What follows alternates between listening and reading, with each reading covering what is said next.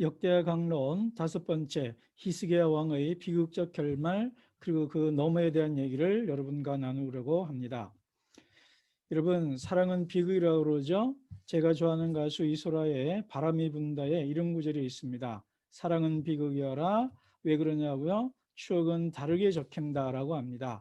같은 사건을 너무나도 상반된, 다르게 보아지는 것, 그것이 바로 비극이라는 거죠. 사랑하는 연인들과의 관계뿐만 아니라 역대기에 나타난 요시아 왕의 기록도 다르게 적히고 있습니다. 바로 열왕기에서는요, 다윗의 버금가는 왕으로 기록이 되어 있습니다. 그래서 요시아처럼 하나님의 율법에 헌신했던 왕은 이전에도 이후에도 없었다라고 기록이 되어 있는 반면에 역대기에서의 맥락은 히스기야를 더 위대한 왕으로 치고, 또 기록의 분량도 요시아 왕에 비해서 거의 2배나 차지합니다. 자, 그러면 제가 이번에 역대기 이 요시아 왕의 이야기를 강론하기 위해서 요시아 왕 이야기를 쭉 천천히 읽어봤습니다. 그러면서요, 뭐랄까요, 좀 짠하다 그런 느낌이 들었습니다. 애잔한 느낌이 들더라고요. 왜 그런가 살펴봤더니 아버지는 신하에게 살해당했습니다. 그 왕의 아들입니다. 그리고 고작 8살 때 등극했습니다. 마지막 황제라는 영화 보면 8살짜리 황제가 너무나 천진난만하고 귀여운 아이의 모습으로 보이잖아요. 초등학교 1학년 정도의 나이에 아이가 왕이 되었던 것입니다. 그리고 그것도 나라의 국운이 저물어가고 있는 시대의 말입니다. 그리고 같은 나이대의 왕이 되었던 요아스와 달리 여호야다와 같은 후견인도 없고요. 그리고 훌다 예언자를 통해서 남유대의 멸망이 확정적임을 알고도 지속적인 개혁운동을 하는 그런 운명입니다. 하나님에게 충성하기도 하고요. 자, 그리고 그의 죽음이 아주 비극적입니다. 나중에 말씀드리겠습니다. 그리고 그의 사후 20년 만에 남유다는 망하고 성전은 불타고 백성은 포로로 끌려가고 맙니다. 자, 국제 정세를 좀 한번 볼까요? 남유다는 거의 한 100년 동안 아수르의 속국 신세였습니다. 근데 그 아수르가 약화되는 틈을 타서 정치적, 종교적 독립과 자유를 모색합니다. 그 대표적인 경우가 히스기야 왕입니다. 아수르가 내부 정세로 인해서 반란을 진압하려고 하는 틈을 타서 히스기야의 개혁이 있었던 거죠. 그리고 서서히 떠오르는 신흥 강자 바벨론과 전통의 강국 아수르와 애굽, 이 3대 제국이 충돌하는 시점입니다. 근데 기존에는요, 아수르와 애굽의 패권 대결이었다면 지금은 새로 뜨는 바벨론을 제압을 하기 위해서 애굽과 아수르가 한 편을 먹은 동맹을 맺은 상황입니다. 그런데 아수르의 속국 신세였던 남유다 입장에서는 아수르가 망하는 것이 좋은 거죠. 그렇기 때문에 애굽이 아수르를 도와주기 위해서 오는 것을 막습니다. 그 전투에서 사망하는데요. 자, 이 지도를 보시면은요, 제일 우측에 바벨론이 있죠. 그러니까 이스라엘에서 완전히 동쪽이라고 보시면 되고요. 니느웨, 아시리아는 북서쪽입니다. 북동쪽입니다. 그리고 동쪽에 있는 바벨론, 지금의 이라크고요. 니느웨와 이쪽은 시리아 땅입니다. 그리고 여러분 보시다시피 지도 하단 좌측에 이집트가 있습니다. 그 이집트가 바벨론과 아시리아가 갈그미스라는 곳에서 전쟁을 하게 되었는데, 애굽의 느고가 아수르를 돕기 위해서 북진하는 상황이었습니다. 그렇기 때문에 애굽의 입장에서는 남유대와 불필요한 전쟁을 할 이유가 없는 상황입니다. 최대한 전력을 절약을 해서 모아서 아수르와의 전쟁에 힘을 모아야 될 시점이기 때문에 유다는 단지 통과만 하려는 것이었습니다. 그런데도 요시아 왕은 애굽의 느고를 막아서는 거죠. 그래서 바벨론이 아시리아를 이길 수 있도록 도우렸던 것입니다. 근데 이것이 결국은 패착이 되고 말고, 이 전쟁으로 인해서 무기또에서 우리 요시아 왕이 운명 전사하고 맙니다. 자, 이런 것들이 역대기와 열왕기에서 좀 다르게 나오는데요. 자, 그 이유를 좀 보겠습니다. 국내 정세를 본다면 내외부의 혼란을 종식하고 강력한 왕권을 기반으로 위기를 헤쳐나가라고 했겠죠. 그러기 위해서 제2의 중앙 집중화, 곧 지방산당의 약화를 의미하고요. 그것은 지방산당은 지방토조라고 보면 됩니다. 여러분 대원군의 항교철폐를 보시면 알겠지만 이 항교나 이 산당이 지방의 각 지역에 경제력을 갖고 있었고요. 지역의 권력을 갖고 있었거든요. 그렇기 때문에 내외적인 혼란을 종식하고 전쟁을 준비하기 위해서는 강력한 왕권이 필요하고 중앙 집중이 필요하겠죠. 그러기 위해서 지방 산당들을 끊임없이 제거하려고 하는 일들이 일어나는 겁니다. 자, 그러면 이런 상황에서 열왕기와 역대기가 바라보는 독특한 차이가 있습니다. 이 가장 큰 차이가 첫 번째, 율법의 발견의 차이입니다. 그런데 열왕기에는요, 역대기에 나오는 제의 개혁이 안 나와요. 그냥 뒤에 나오긴 합니다. 그러니까 뭐냐면 율법을 발견합니다. 성전을 수리하다가 율법을 발견하고 그 율법을 읽어보고 요시아 왕이 옷을 찢고 이 말씀대로 우리 살자. 그러면서 개혁운동이 벌어졌고 그 개혁운동의 와중에서 제2개혁이 성전 정화가 나왔다. 이렇게 되어 있는데 역대기에는요. 어렸을 때부터 왕이 된 8년, 그러니까 16살 때부터 하나님을 찾았고 그 결과 성전과 제의를 개혁하는 와중에 과정 중에 성전 안에서 율법을 발견합니다. 모세의 율법, 원신명기라고도 그러고 하는 이 신명기 법전을 발견을 하고 그 다음에 개혁이 됩니다. 그러니까 열왕기는 말씀을 강조하고 있다면 역대기는 성전을 강조한다. 또는 제사, 예배를 강조한다는 것이 이렇게 극명하게 드러나는 것입니다.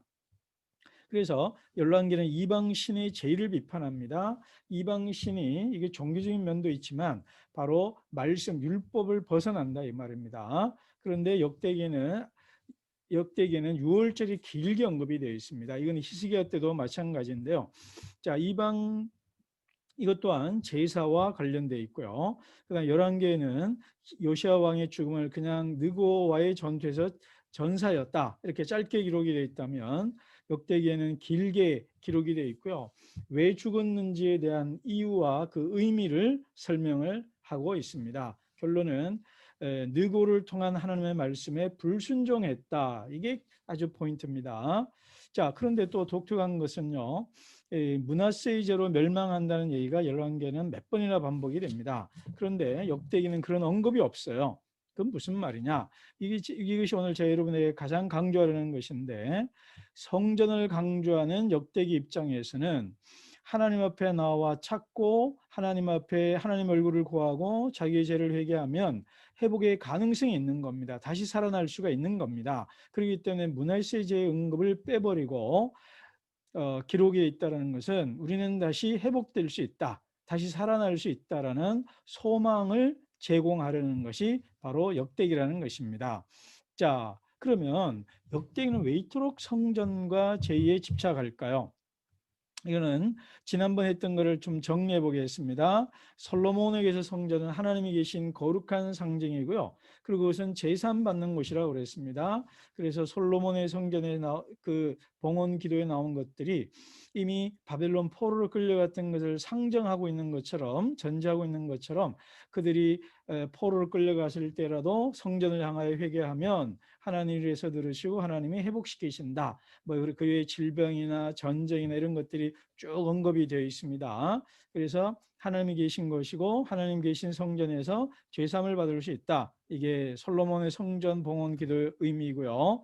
그 다음에 히스기야 왕은 삶과 마음의 중심, 척도, 기준이라고 그랬습니다. 그래서 아노미 사회에서 그 사이에 옳고 그름의 판단 척도가 될 수 있는 것, 그 타당성 구조 같은 역할을 해주는 것이 바로 성전이다라고 제가 지난번에 말씀드렸습니다. 그러면 므낫세는 뭐냐? 바로 이 제사 받는 곳이라는 솔로몬과 연결되는데요. 악한 자가 들어와서 기댈 곳이자 빌 곳이다 이 말입니다. 그때 공자 얘기를 해줬죠. 하늘에 죄를 지으면 빌 곳이 없다 그랬지만 므낫세의 스토리가 말해주는 것은 하늘에 죄를 지어도 하나님을 향하여 다시 두 손 들어 회개하면 하나님이 살려주신다라는 겁니다. 그러면 제가 예배는 인생 최고의 가치라고 얘기를 했고요. 그럼 요시아 왕에게 성전은 어떤 의미냐? 요시아 이야기를 보면 요시아에 대한 이름이 많이 언급이 되질 않아요. 의외로 성전과 레위인이 언급이 강조됩니다. 자, 그리고 요시아의 죽음에서 얘기했죠. 열왕기는 딱 한 절인데 길게 했다. 그런데요, 이 죽음에 대한 단어들이 독특합니다. 사울 왕과 비슷하고요. 특별히 아합 왕과 비슷합니다. 아합이 예언자의 말을 듣지 않고 변장했다가 화살을 맞고 부하의 부축을 받고 결국 죽었다고 그랬잖아요. 이거 정확하게 요시아 왕의 죽음과 일치하죠.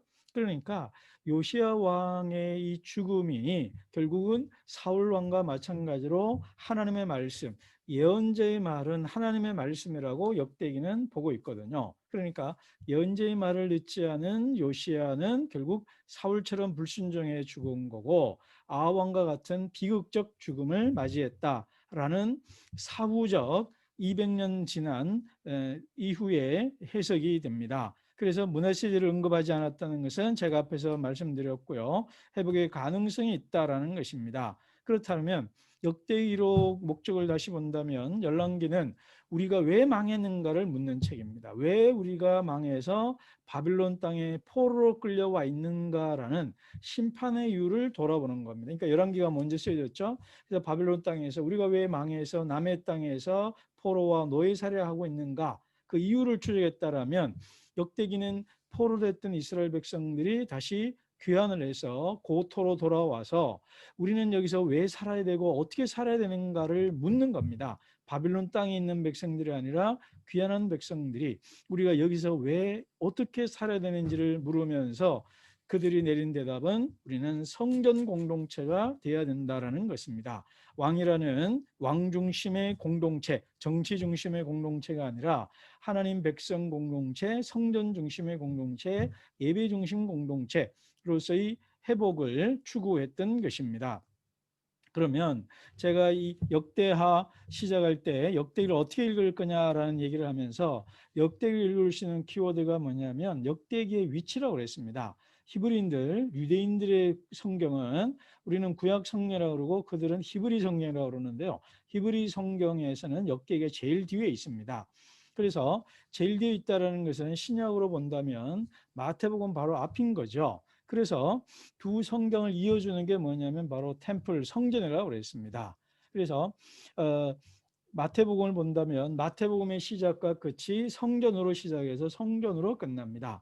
그래서 마태복음 1장 23절 임마누엘이라 하라 하나님이 우리와 함께 하신다 라고 시작을 했고 마태복음 28장 20절 볼자다 내가 세상 끝날까지 너희와 항상 함께 있으리라 라고 얘기를 합니다. 그래서 마태복음의 시작과 끝은 항상 함께 한다는 임재, 임마누엘이 중심이고요. 그 중간중간에 하나님이 함께 한다는 것이 바로 용서와 공동체의 관계에 나타납니다. 두세 사람이 내 이름으로 모인 곳에는 나도 그들 중에 함께 있다 했죠. 자, 그래서 역대기의 마지막 구절이 아주 인상적이더라고요. 이 고레스의 칙령이 나오는데요. 하나님을 섬기는 모든 백성에게 하나님께서 함께 계시를 빈다. 그들을 모두 올라가게 하라. 이렇게 끝나요. 그러니까 끝이 이렇게 끝나면 그들을 모두 올라가게 하라. 끝난 겁니다. 그러니까 올라간 다음에 얘기가 안 나오는 거죠. 그것이 바로 저는 마태복음이라고 보는 것입니다. 그래서 하나님과 함께 하시기를 빌고 그 빌었던 것의 실현, 성취가 바로 마태복음이라는 것입니다. 그렇다면 세상과 구별되고 세상을 구원하는 제사장 공동체의 교회는 어떤 곳이냐라는 것입니다. 하나님의 임재의 상징이 성전이었다면 지금은 우리 그리스도인입니다. 그대에게서 하나님이 살아계심을, 그대 안에 하나님이 계시다는 것을 주변 사람들이 볼 수 있습니까? 여러분의 삶 속에 나타내고 있느냐라는 것입니다. 그리고 요시아 왕이 히스기야 왕이 그토록 애썼 찾고 노력했던 성전 정화가 되어 있느냐, 청결한가, 여러분 자신을, 내 자신을 돌아보자라는 것입니다. 내 안에 지방산당은 없습니까? 하나님이 아닌 돈, 권력 이런 것들로 내 마음이 흩어져 있지 않느냐라는 것입니다. 역대기에서는 성전에서의 제의적 예배를 강조했고, 마태복음은 일상에서 죄인을 긍휼히 용서하는 것을 예배라고 했습니다. 이것은 마태복음에 보시면 예수님이 안식일 날 병자를 고치는 것과 제자들이 안식일 날 밀리삭을 손으로 훑어서 먹는 것을 보고 비난하는 사람들을 향해서 호세아 6장 6절 말씀을 인용하면서 나는 내가 찾는 예배는 제사가 아니라 바로 긍휼이다, 죄인을 용서하는 것이다 라는 말씀을 하는 예수님이 인용하시죠. 그래서 마태복음에서 참된 예배는 성전에 가서 예배드리는 것 못지않게 바로 일상에서 남을 용서하는 것입니다. 그것이 산상수훈에도 나오죠. 누군지 하나님 앞에 가서 예배드리기 전에 형제에게 잘못한 것이 있으면 예물을 그 자리에 두고 형제에게 가서 먼저 화목한 다음에 가서 예배드리라 그랬습니다. 예배가 뭐냐? 하나님과의 화목이죠.